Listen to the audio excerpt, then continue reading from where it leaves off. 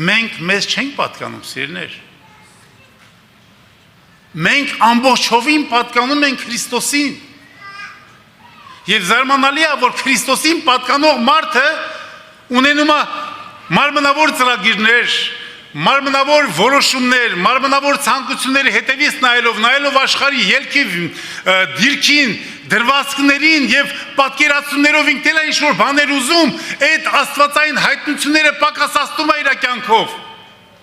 Աշխարհին տեսնելով այդ աստվածային հայտնություններն պակասացնում իր կյանքով եւ այս ընթացներում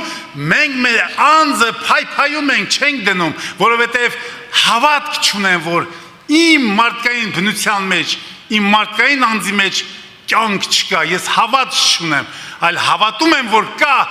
քիչ թե շատ, բայց համենայնդեպս կա, դրա համար չեմ հրաժարվում մարմնավոր ցանկություններից։ Եթե չեմ հրաժարվում, ես իմ անձը չեմ կարող գտնեմ, եթե չեմ գտնում իմ անձը, որտեղ է իր հավիտենությունը անցկացնելու իր իմ անձը, որտեղ